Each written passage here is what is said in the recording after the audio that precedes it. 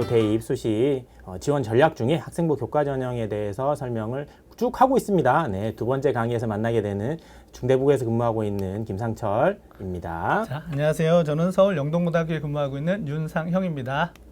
네, 지난 첫 번째 강의에서 저희가 학생부 교과 전형에 대한 일반적인 특징에 대해서 설명을 드렸었는데요. 어떻게 보면 그거보다는 지금부터 하는 두 번째 강의가 더 핵심이라고 할 수 있겠습니다. 학생들과 상담을 선생님들께서 하실 때 학생부 교과 전형의 지원 전략을 어떻게 짜셔야 되는지 정확하게 안내를 영상 선생님께 해주실 겁니다. 그래서 거기에 대해서 좀 꼼꼼하게 들으신다면 앞으로 이제 진행되는 수시 상담에서 학생부 교과 전형도 아이들에게 한두 장 정도 또는 뭐 6장 전부 다를 효과적으로 써서 좋은 결과를 받아들일 수 있지 않을까라는 생각을 하게 되고요. 우선 지원 전략 중에 제가 꼭 먼저 말씀드리고 싶은 건 첫 번째, 지역균형 선발 전형이 늘어났다는 얘기를 제가 첫 번째 강의에서 많이 말씀을 드렸는데 사실 지원 전략적인 측면에서 지역균형 선발 전형과 일반적인 교과 전형 구분, 그게 의미가 있을지 한 번 더 짚어주실 수 있을까요? 네. 그 본격적인 답에 앞서서 해명을 하나 하고 이제 들어가도록 하겠습니다. 다른 게 아니고 지금 사실 1부 강의 다 듣고 오신 거잖아요. 지금 1부 강의 듣고 그다음에 2부 강의로 오셨을 텐데 아마 1부 강의에서 깜짝 놀라셨을 거예요. 우리 김상철 선생님께서 저를 공교육 최고의 전문가 뭐 이렇게 말씀하셨는데 절대 아니다라는 것을 먼저 말씀을 드리고요. 예, 여러 선생님들 훌륭한 선생님들이 많기 때문에 저는 그 선생님들 중에 한 명이다라는 거 말씀을 좀 드리고 오해를 좀 풀어드리고 이제 진행을 하도록 하겠습니다.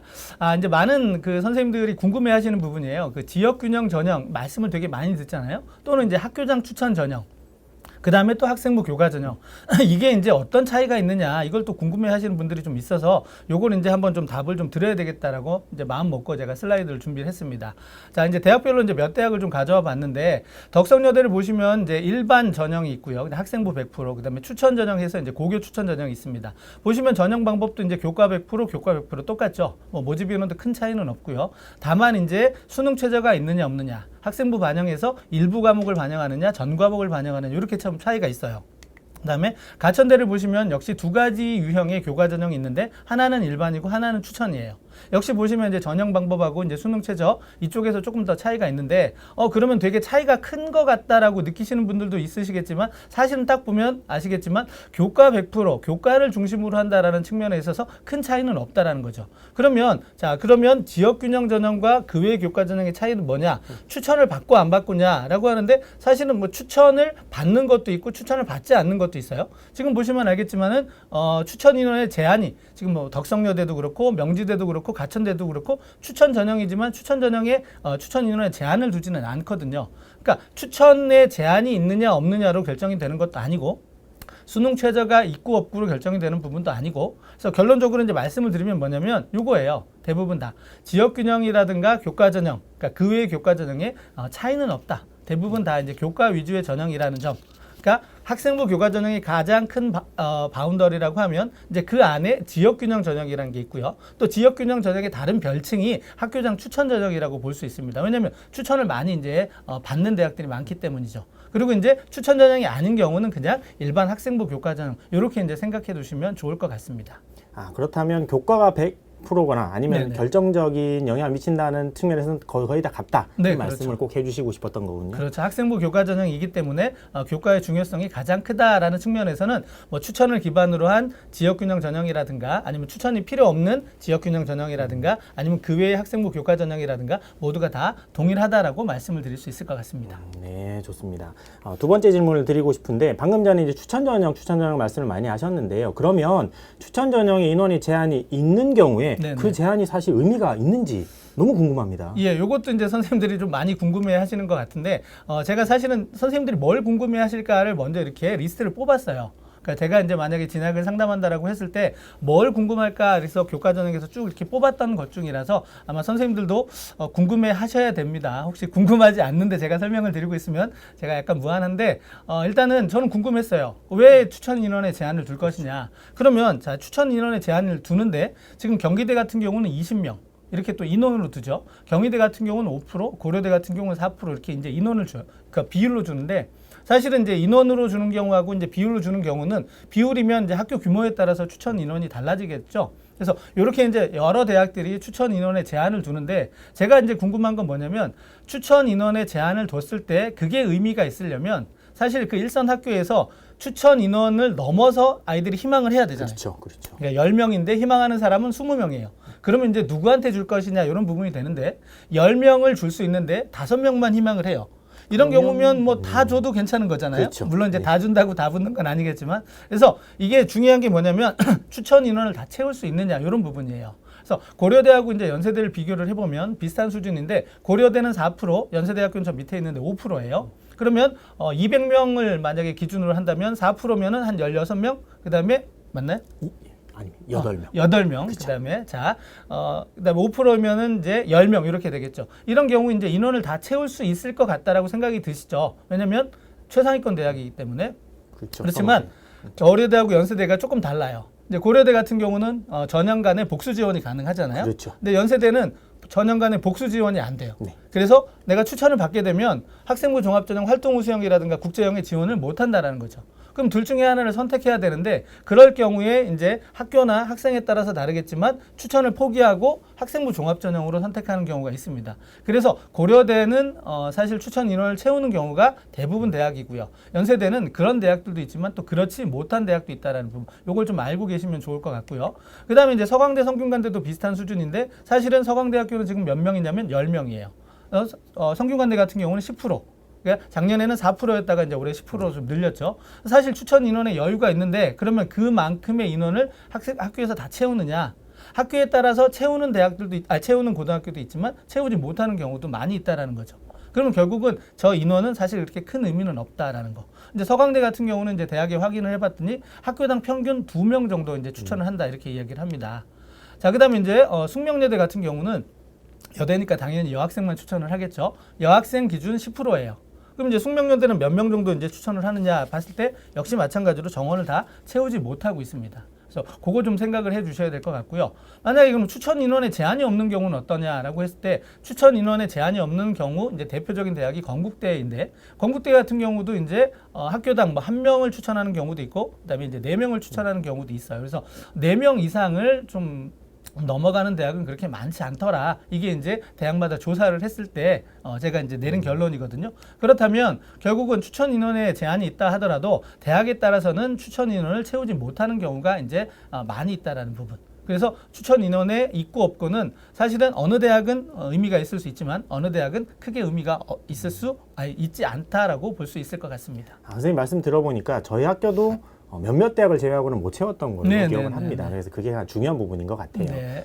그리고 또 질문을 드리자면 교과 전형이 2개 이상인 대학도 많다는 얘기를 굉장히 많이 들으셨는데 네, 네, 네, 네. 그러면 이거를 어떻게 우리가 구분을 해야 하고 네, 어떤 특징을 가지고 있는지 한번 설명해 주실 수 있을까요? 예, 맞습니다.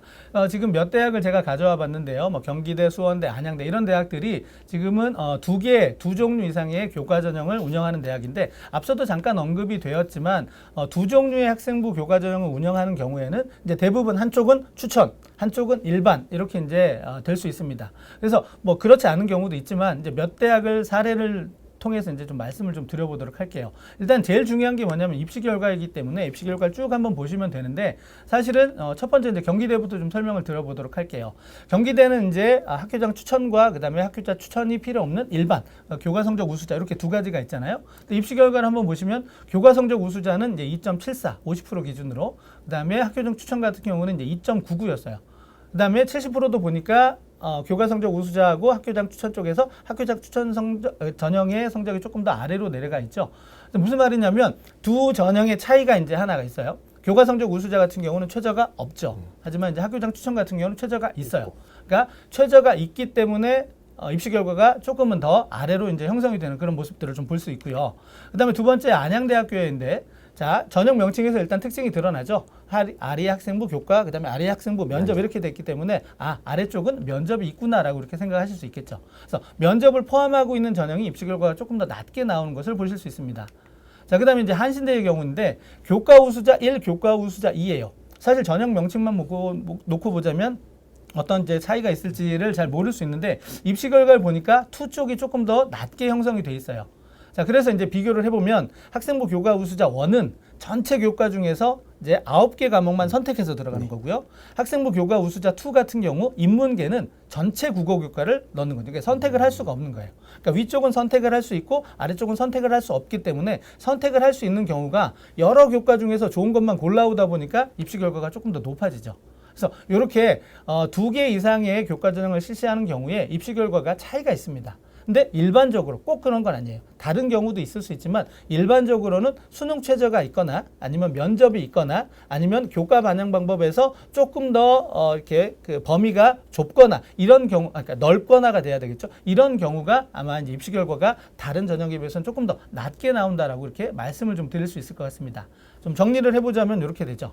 2개의 교과 전형이 있는 경우에도 전형 특징에 따라서 또 전형 방법에 따라서 입시 결과가 달라질 수 있기 때문에 내가 나는 경기대를 무조건 갈 거야 라고 했을 때 둘 중에서 어느 쪽을 선택할 거냐 이런 부분을 한번 생각을 하고 그러니까 살펴보고 지원 전략을 세우시는 게 필요할 거라고 생각을 합니다. 결국에는 2개 있다 하더라도 그 전형에서 예를 들어 면접이 있거나 네네네. 아니면 수능 최저가 있거나 하는 네네. 걸 챙겨서 내가 유리한 걸 찾아가면 된다는 말씀이셨던 것 네, 같아요. 그렇죠. 자, 다음 또 질문을 드려보면 요즘 제가 이제 봤을 때는 저희 학교 그리고 저희 주변 선생님들도 가장 핫하게 생각하시는 네네네, 내용일 수 맞습니다. 있는데요.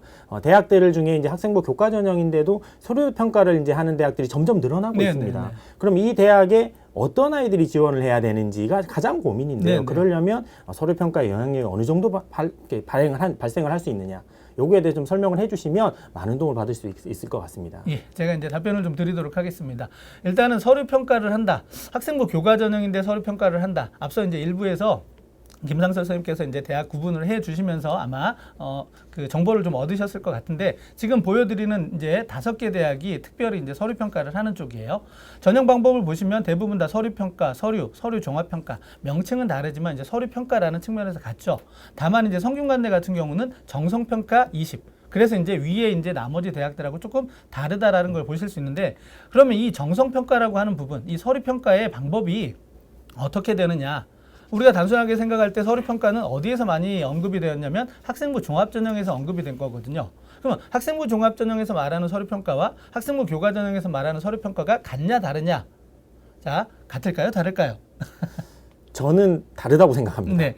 자, 정답은 같을 수도 있고 다를 수도 있다. 그런데 이제 다른 측면이 조금 더 많습니다. 자, 하나씩 설명을 드리면 건국대 같은 경우는 자, 가로로 돼 있죠. 교과 관련 활동. 그래서 어디만 보냐면 교과 학습 발달 상황만 봐요. 그러니까 요 부분만 보고 이제 나머지 부분은 보지 않는다는 얘기죠. 근데 학생부 종합전형은 전체를 다 보죠.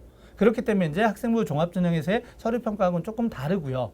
그 다음에 경희대도 보시면 교과 이수 충실도, 학업 수행 충실도.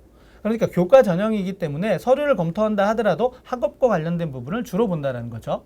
고려대 같은 경우는 자 보시면은 학생부 종합전형과 똑같은 서류 평가 방식 이렇게 돼 있어요. 그렇다고 완전히 똑같으냐? 그건 아닌 것이 지금 그 평가 항목을 보시면 자기개발 역량 70%, 인성 30% 이렇게 돼 있어요. 학생부 종합전형의 경우에는 나머지 2개 영역이 또 있죠. 뭐 학업 역량이라든가 문제 해결력이라든가 이런 어떤 항목들이 있기 때문에 완전히 똑같다라고 볼 수는 없고요. 자, 동국대는 이제 가장 이 네 대학 중에서 학생부 종합전형의 평가 방식과 가장 유사하다라고 말씀드릴 수 있습니다. 그러면 이제 조금 눈치 빠르신 선생님들은 눈치를 채셨을 수 있어요. 그러면 영향력이 가장 클 수도 있지 않을까 이렇게 이제 생각해 볼 수 있는 부분이죠. 자, 그래서 네 대학 중에서 아까도 말씀을 드렸다시피 학생부 종합전형의 서류평가 방식과 가장 유사하다 이렇게 좀 말씀을 좀 드릴 수 있을 것 같고요.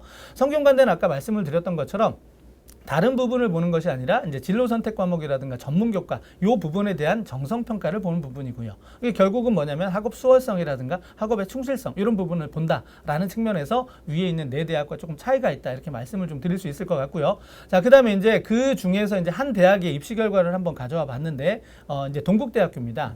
자, 동국대학교는 작년에 학생부 교과를 60% 그다음에 서류를 40%를 반영을 했어요. 그러니까 학생부 교과의 비중이 더 높았죠. 올해는 이제 조금 더 높여서 70대 30으로 이제 변경이 됐는데 사실 뭐 실질 반영 비율 뭐 이런 것들 다 중요하지만 맨 마지막만 한번 보도록 하겠습니다.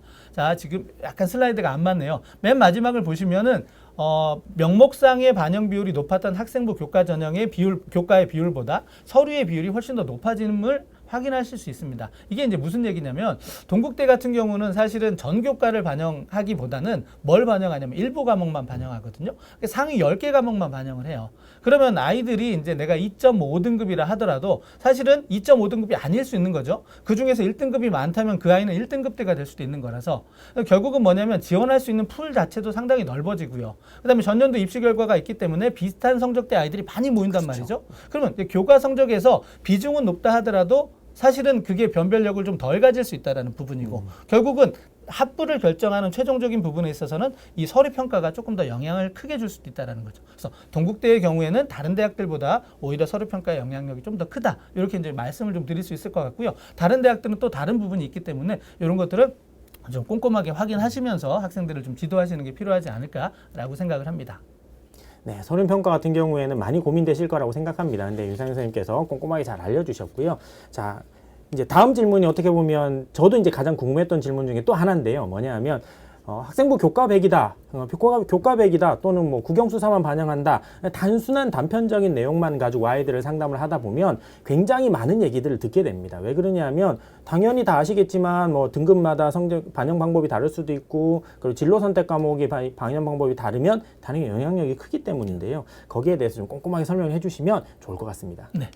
자, 1부에서 어느 정도 이제 답이 나왔는데 대학마다 학생부 반영 과목에 다 차이가 있어요. 이렇게 보시면 첫 번째 전 교과를 반영하는 고려대도 있고요. 그 다음에 국수영사, 국수영과 계열에 따라서 달리 반영하는 국민대학교도 있고요. 그 다음에 연세대학교 역시 전 교과이고 중앙대 같은 경우는 국수영사과 그러니까 계열하고 상관없이 뭐 인문계에서도 과학이 들어가고요. 자연계에서도 이제 사회가 들어가는 이렇게 이제 대학마다 반영 교과가 달라집니다. 그럼 반영 교과가 달라지면 아까도 말씀을 드렸다시피 가장 중요한 건 뭐냐? 학생들이 기억하고 있는 자신의 등급이 대학에서 계산하는 등급과 다르다는 거죠. 그러니까 이런 부분을 좀 확인을 해 주셔야 되고요. 그다음에 두 번째 더 중요한 건 이거예요. 서울여대처럼 다른 데 뭐 전 과목을 반영하면 뭐 사실은 뭐 크게 차이가 안 날 수도 있어요. 그렇죠. 그런데 교과별 3과목, 총 12과목을 반영하면 내가 3등급이었어도 갑자기 계산해 보면 2등급이 돼요. 그렇죠. 그러니까 생각지 못할 만큼 성적이 좋아지는 거거든요. 이제 이런 것에 이제 약간 흥분해서 적극적으로 막 지원하는 학생들도 좀 늘어나긴 하지만 여기서 또 주의해야 될 점이 뭐냐면 나만 높아지는 게 아니라는 그렇죠. 거죠. 다른 친구들도 다 같이 높아지기 때문에 그걸 좀 생각을 해 주셔야 되는데 어쨌든 누군가에게는 충분히 기회가 될 수 있기 때문에 이렇게 일부 과목을 반영하는 대학들은 조금 더 유심히 살펴보시고 알고 계시는 게 필요할 것 같고요. 그 다음에 이제 진로 선택 과목도 상당히 좀 궁금해 하시는데 지금 반영하는 고려대 같은 경우는 진로 선택 과목의 전 과목을 반영하고요. 그 다음에 성명대 같은 경우는 우수한 3과목만 반영하고요. 국민대나 서울여대는 반영하지 않습니다. 건국대 같은 경우는 정성평가 이렇게 좀 차이가 있죠. 근데 이 중에서 진로 선택 과목은 사실은 두 가지만 좀 생각을 해주시면 될 것 같은데 내가 일단 A냐 아니냐가 일단 중요하고요. 네. A라면 사실 크게 고민 안 하셔도 될 것 같아요. 그렇죠. 그런데 이제 A가 아니라면 또 고민을 하셔야 되고 A인데 고려대 같은 경우는 사실은 성취도 비율을 고려해서 이제 조정을 해주거든요. 그러니까 A의 비율이 뭐 지나치게 50% 70%인 경우하고 20% 30%인 경우가 대학에서 계산해 주는 방식이 좀 다르다라는 거죠. 여기만 조금 더 신경을 써주시면 좋을 것 같고요. 그 밖에 뭐 서류 평가를 포함하는 그런 어떤 방식을 취하는 경우도 있고, 그 다음에 면접이 포함되는 방식도 있다. 그래서 이렇게 이제 다 다르다라는 게 이제 특징이고요. 그 다음에 이제 다르기 때문에 주의가 필요하고요. 다르기 때문에 꼼꼼하게 계산해 보는 것이 필요하다. 이렇게 좀 말씀을 좀 드릴 수 있을 것 같고, 그다음에 이제 두 번째 질문이 요거였습니다. 그 진로 선택 과목의 영향력이 어떻게 되느냐? 자, 이게 이제 지금 경희대학교의 자료를 제가 이제 한번 가져왔는데요. 경희대학교의 이제 지역균형 전형 보시면 1등급일 때 100점, 2등급일 때 96점 이렇게 주고요. 일반 선택 과목의 경우 진로 선택 과목에는 A에는 100점, B에는 80 이렇게 해요. 그러니까 차이가 상당히 커지죠. B를 맞으면 되게 불리할 거다라고 생각하는 것이 저희가 이제 모집 요강을 통해서 확인할 수 있는 정보라면 사실은 이거죠. 실제 합격자의 99.4%가 A 등급이었어요. 거의 대부분 다 그렇죠. 네, 합격한 아이들은 A였다. 물론 지원한 아이들 중에서는 A가 아닌 학생들도 있었겠죠. 하지만 합격한 아이들은 다 A다. 그러니까 A끼리의 경쟁이라면 결국은 진로 선택 과목의 영향력은 적다라고 말씀드릴 수도 있겠죠. 그래서 이제 결론은 뭐냐면 진로 선택 과목은 반영 방법을 어떻게 가져가느냐에 상관없이 이 집단에 지원하는 학생들의 성적, 이 분포에 따라서 영향력이 달라질 수 있다. 이렇게 이제 좀 정리를 드릴 수 있을 것 같습니다. 결과적으로는 지금 이렇게 영상을 보고 계시는 선생님들께서 좀 귀찮으시더라도 학생들의 내신 성적을 다 계산을 해보셔야 된다. 네. 는 말씀으로 정리할 수 있을 것 같습니다. 요즘 뭐 프로그램 잘 돼 있잖아요. 그럼요. 그러니까 선생님들이 네. 선생님들이 직접 다 이렇게 계산 안 하셔도 학생들의 성적만 입력하면 자동 계산되는 게 많으니까 아마 다 알고 계시죠? 네. 저희 센진학에서도 프로그램에서 지원을 하고 있습니다. 꼭 한번 사용해 보시면 좋을 것 같고요. 자, 다음 질문 드리고자 하는데 그러면 아주 많은 얘기들을 하고 있는데요. 간단하게 정리해 보면 학생부 교과 전형이 우리가 입결을 많이 보게 되잖아요. 네네. 입결하는 입시 결과를 네네. 많이 보게 되는데 이 입시 결과를 참고하려면 가장 중요한 건 이 입시 결과에 영향을 미치는 요소를 좀 알아야 하지 않을까 생각을 하는데 한번 설명해 줄 수 있을까요? 네, 맞습니다. 입시 결과라는 말이 오히려 어색해요. 워낙 줄여서 이제 많이 하다 보니까 입결이 입에 붙어 있는데 입시 결과라고 꼭 하도록 하겠습니다. 자, 그러면 이제 입시 결과에 영향을 미치는 요인에 대해서 한번 설명을 드리도록 할 텐데 한번 생각해 보시면 선생님들도 다 알고 계시는 부분일 거예요. 정리를 제가 한번 해드리도록 하겠습니다. 첫 번째 이제 모집 인원이죠. 그러니까 모집 인원이 늘어나면 당연히 뭐예요? 입시 결과가 좀 더 하락할 수 있고요. 모집 인원이 줄어들게 되면 입시 결과가 올라갈 수 있다.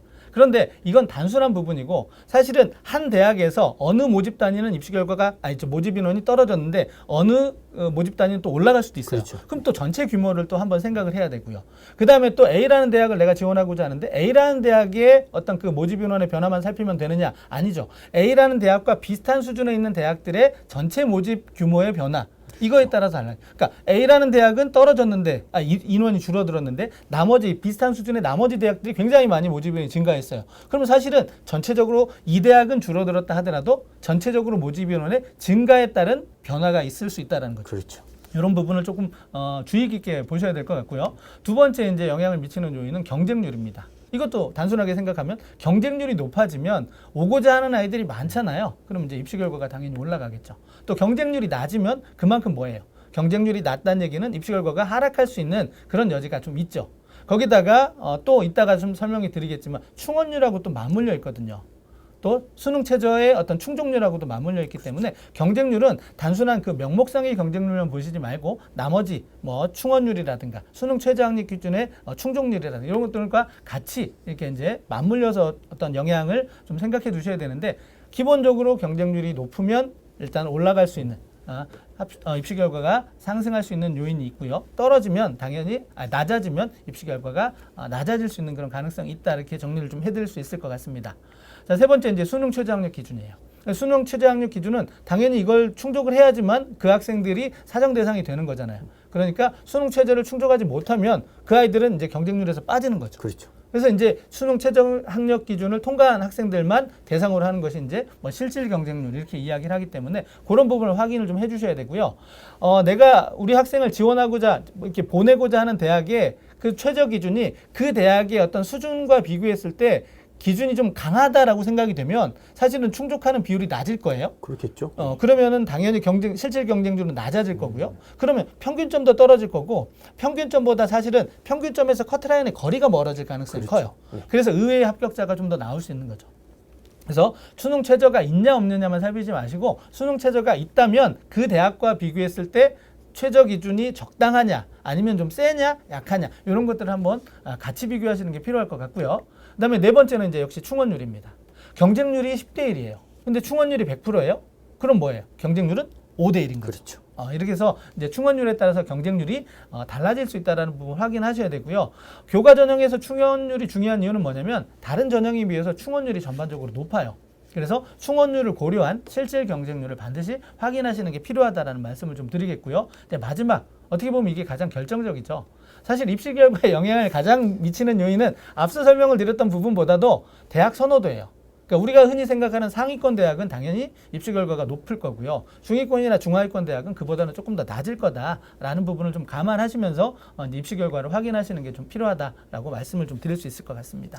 입시 결과라는 게 굉장히 복잡한 요소가 반영이 되기 때문에 다양한 것들이 영향을 미치게 되고 거기에 대해서 윤상현 선생님께서 잘 설명해 주셨는데 그 중에서도 좀 구체적으로 설명 하나를 드리고 싶은데 그 중에서도 경쟁률이라는 파트가 좀 있습니다. 경쟁률이라는 게 아까 말씀하셨다시피 굉장히 다양한 영향을 받고 있는데 전년도 입시 결과 중에 경쟁률의 특징을 한번 말씀해 주신다면 올해 도움이 좀 될 것 같은데요. 네, 전년도 경쟁률을 한번 좀 살펴드리도록 하겠습니다. 자, 일단은 서울의 주요 대학의 이제 경쟁률을 좀 한번 살펴드리도록 할 텐데요. 일단 여기 보시면 색깔이 살구색으로 되어 있는 부분들, 이렇게 이제 대학들이 전년도하고 비교했을 때 경쟁률이 좀 많이 오른 그런 어떤 대학들입니다. 밑에 이제 합계를 보시면 주요 서울 소재 이제 한 15개 대학을 비교를 해보면 경쟁률이 6.48에서 이제 10.84대 1로 굉장히 많이 올랐죠. 그러니까 뭐 선생님들 많이 알고 계실 거예요. 전년도에 이 교과 전형에 대한 인기가 상당히 높았거든요. 그러니까 우리가 흔히 폭발했다, 그렇죠. 뭐 이렇게 이제 말할 수 있을 정도로 이렇게 경쟁률이 많이 뛰었어요. 사실 좀 처음에는 의아했죠. 이 교과 전형 뻔한 거 아니야?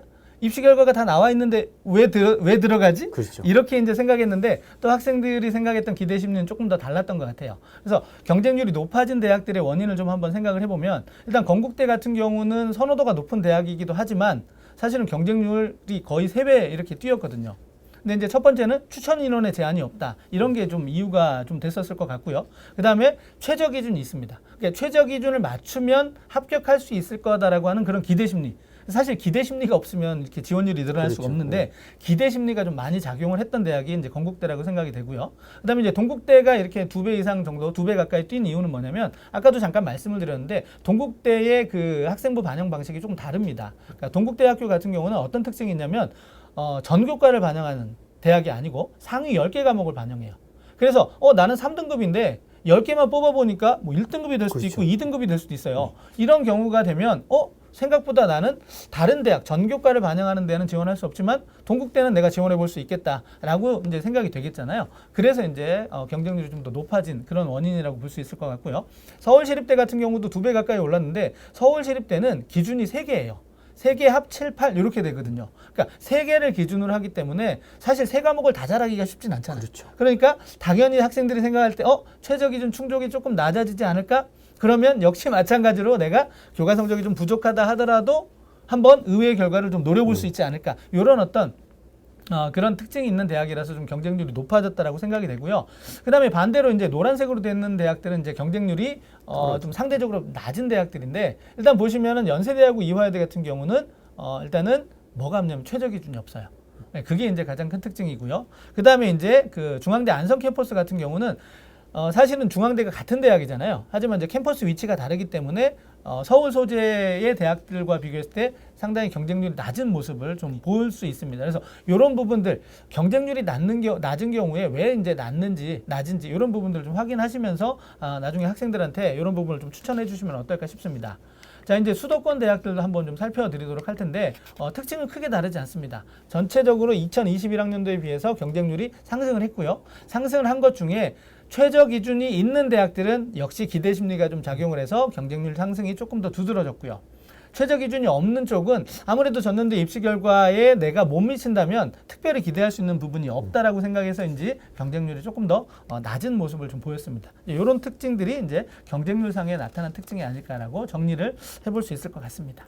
지금 말씀해 주신 특징들을 잘 생각해 보시면 올해 경쟁률도 물론 정확하게는 아니지만 예상은 좀 해볼 수 있지 않을까 하는 생각을 하게 되고요.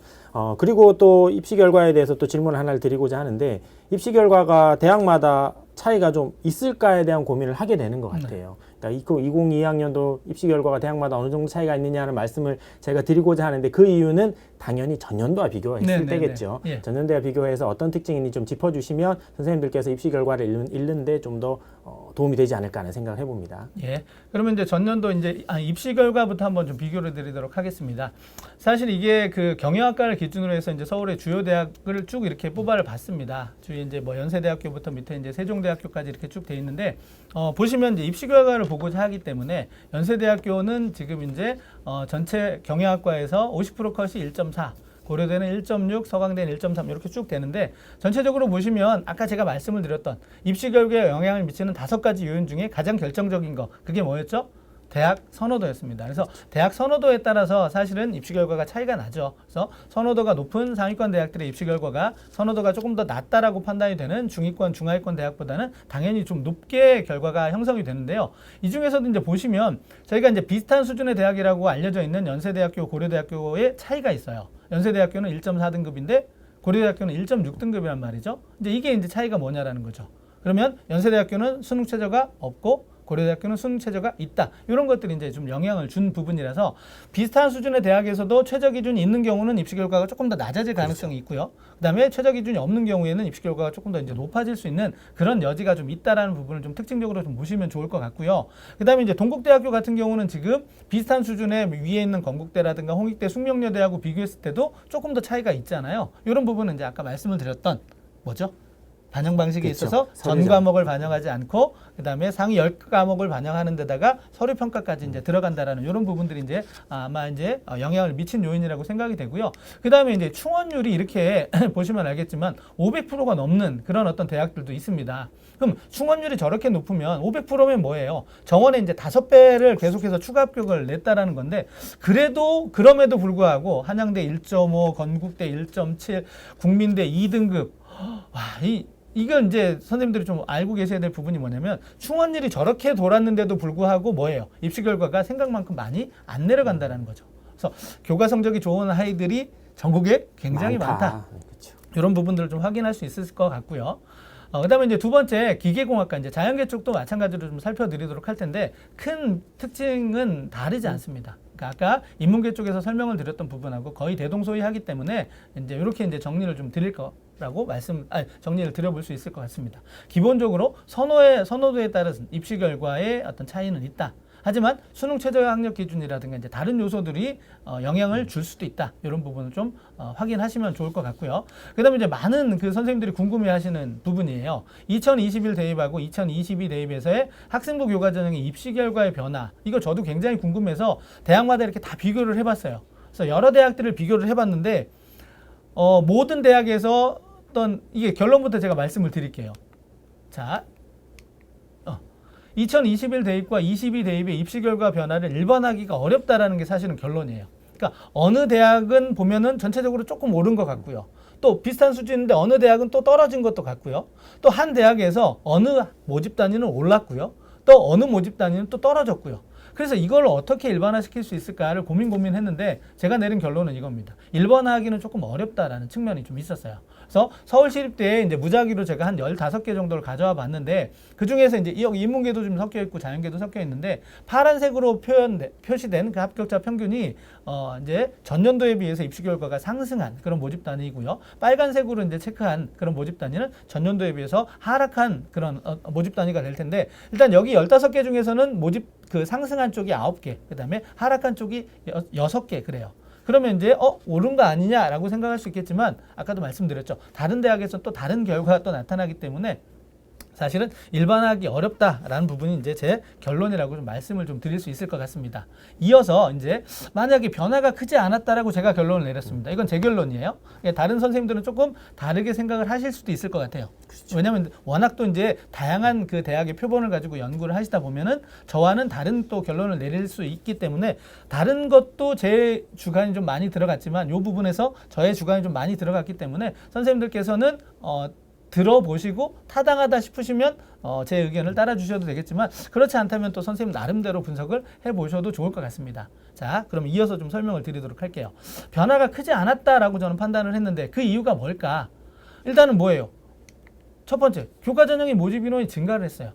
교과 전형이 증가했다면 당연히 모집 인원이 늘어나면 입시 결과가 하락하는 거 아니야? 라고 이제 그렇죠. 저희가 단순하게 생각할 수 있잖아요. 그런데 변화가 크지 않았다. 근데 그 이후에 첫 번째로는 뭐냐?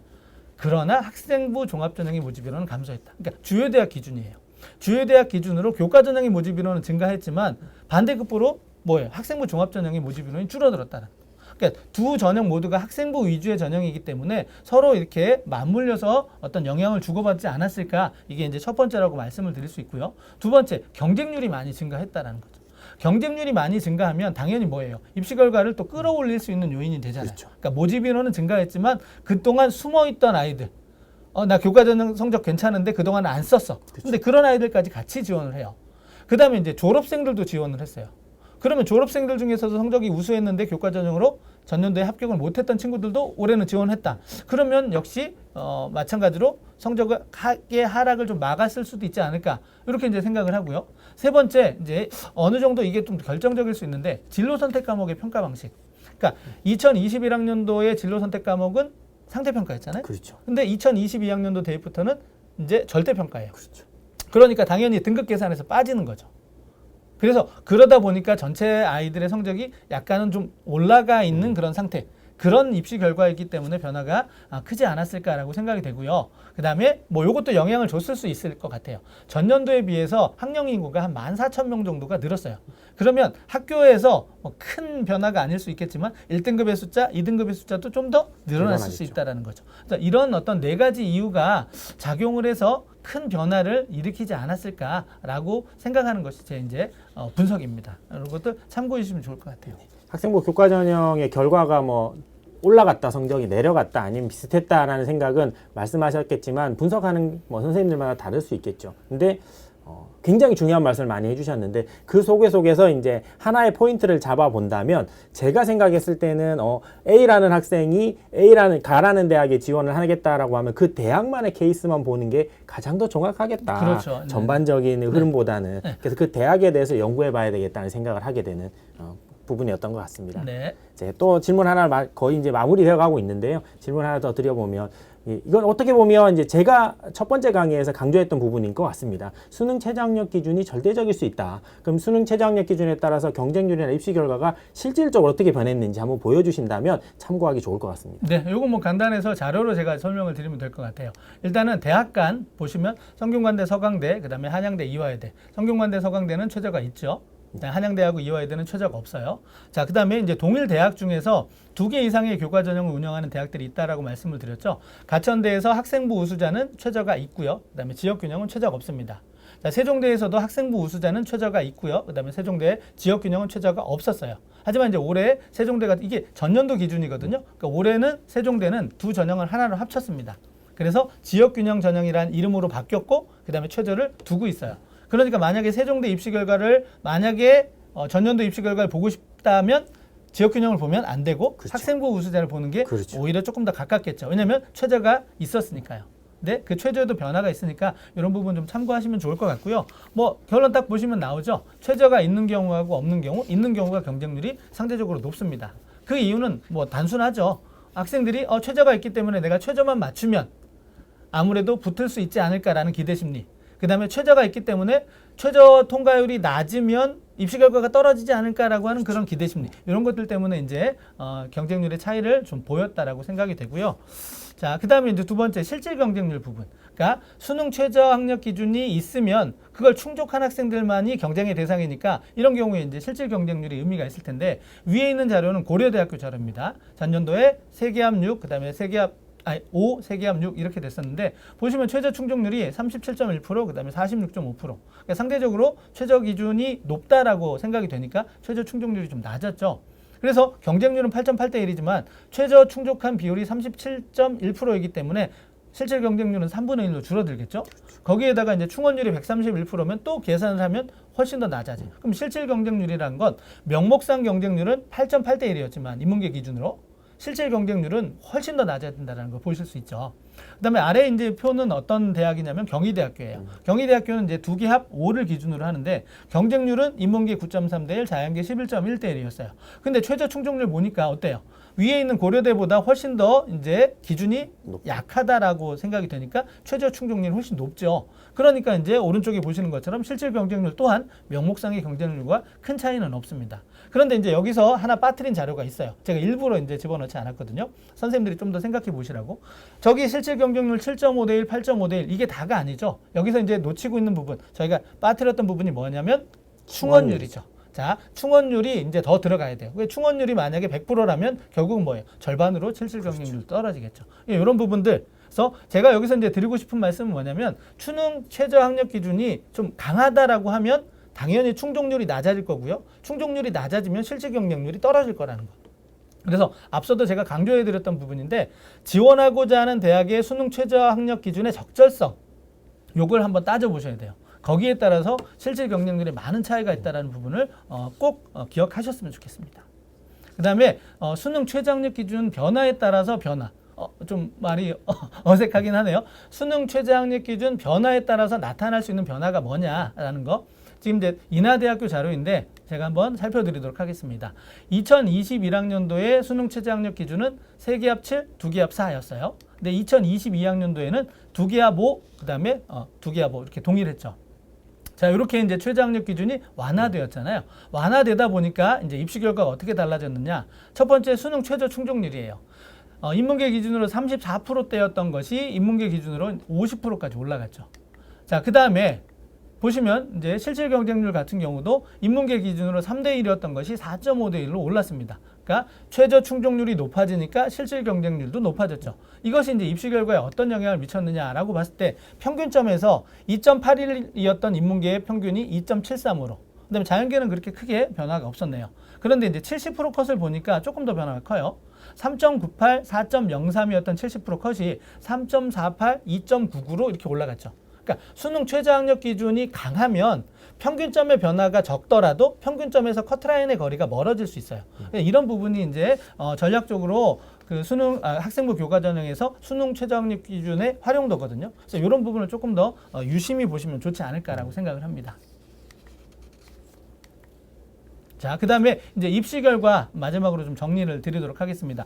수능 최저학력 기준에 따라서 입시 결과가 차이가 있느냐? 자, 결론적으로 보면 좀 차이가 있죠. 지금 비슷한 수준의 대학으로 좀 묶어봤습니다. 연세대, 고려대, 한양대, 성균관대, 광운대, 가톨릭대 이렇게 좀 묶어봤는데 보시면 연세대보다는 최저가 있는 고려대가 그다음에 한양대보다는 최저가 있는 성균관대가 조금 더 입시 결과가 낮다라는 것을 확인할 수 있죠. 그러니까 세종대학교 같은 대학이잖아요. 같은 대학에서도 최저가 없는 경우보다는 최저가 있는 경우가 입시 결과가 낮게 형성이 되는 것들을 확인할 수 있습니다. 그래서 최저가 있으면 최저가 없는 경우보다는 일반적으로 반드시 그런 건 아니지만 일반적으로는 입시 결과가 조금 더 낮게 형성이 된다라고 이제 정리를 해드릴 수 있을 것 같습니다. 네, 결국 수능 최저학력 기준에 따라서 뭐 실질 경쟁률에 영향을 미치고 충원률에 영향을 미치기 때문에 결과적으로 입시 결과에 영향을 미치는 형태로 이어진다라고 이해하면 되겠네요. 네. 자, 이제 마지막 질문 제가 정리하는 질문을 꼭 한번 드려야 될 것 같습니다.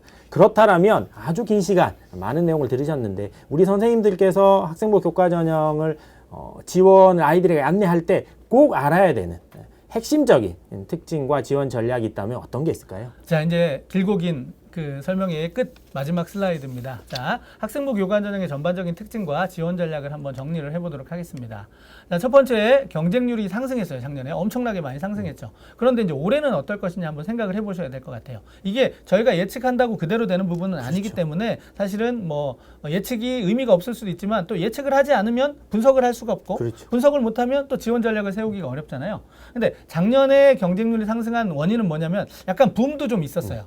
모집 인원이 늘었다더라. 그러니까 최저만 맞추면 합격할 수 있다더라. 라고 하는 그런 기대 심리가 상당히 컸는데 근데 아까 뚜껑을 열어봤더니 생각보다 입시 결과가 그렇게 많이 하락하지 않았다라는 모습이었죠.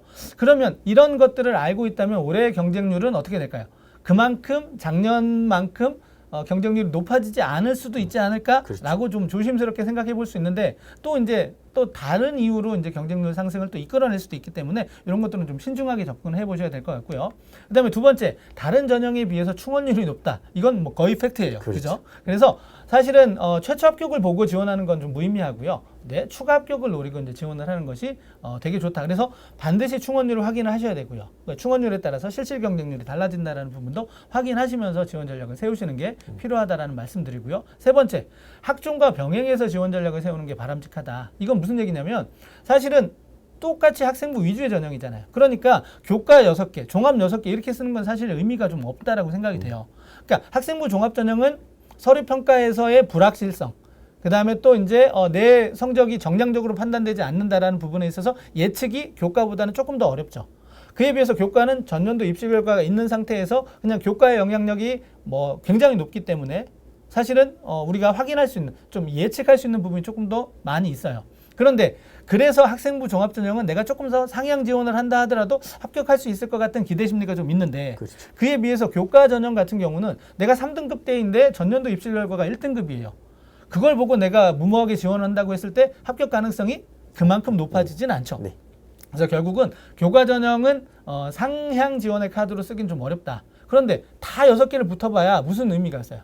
그래서 상향 지원의 카드로 학생부 종합전형을 활용해 보면 어떨까라는 생각을 합니다. 그래서 이런 부분 좀 말씀을 좀 드리고 싶고요. 그 다음에 요 비슷한 얘기네요. 전형의 특성상 상향의 지원은 좀 어렵다. 상향 지원은. 그래서 이런 부분은 좀 신중해 주셔야 될 것 같고, 그 다음에 교과 전형은 면접을 포함하고 있는 그런 대학들도 있기는 하지만 대부분 면접이 없는 경우가 좀 많습니다. 그렇죠. 그러면 지원해서 내가 합격 범위 안에 들면 그냥 합격을 해버려요. 근데 정시를 잘 봤어요. 그럼 어떻게 해요? 아까 말했던 납치. 그렇죠. 이거 저희가 되게 많이 경계를 해야 되는 부분이라서 결국은 내가 정시까지 고려한 지원 전략을 세운다면 너무 안정적인 지원도 사실은 위험하다. 좋지 않다라는 말씀을 좀 드릴 수 있을 것 같고요. 이제 마지막입니다.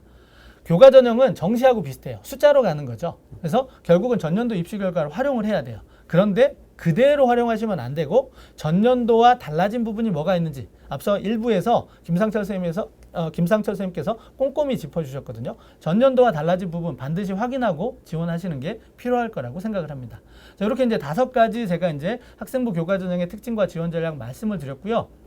좀 길었죠. 저희가 이제 짧게 설명을 드리겠다라고 앞서 이제 모두 발언을 했는데 약속을 지켰는지 못 지켰는지 모르겠습니다만 혹시 길었다면 그만큼 제가 드리고 싶은 얘기가 많아서이라고 좀 너그럽게 양해를 해주시고요. 오늘 그 저희의 설명회가 조금이라도 선생님들이 상담하시는데 도움이 되었기를 바라고요. 제가 앞서서 말씀을 드렸던 것처럼 저희는 짧고 간결하게 설명을 드렸지만 선생님들께서는 조금 더 길고 그다음에 진중하게 생각하시고 또 분석하시고 상담하시면 선생님들께서 상담하는 모든 학생들의 입시 결과가 좋지 않을까라고 생각을 합니다. 자, 그러면 긴 시간 경청해 주셔서 감사드리고요. 오늘 저희의 설명회는 이것으로 마치도록 하겠습니다. 고맙습니다.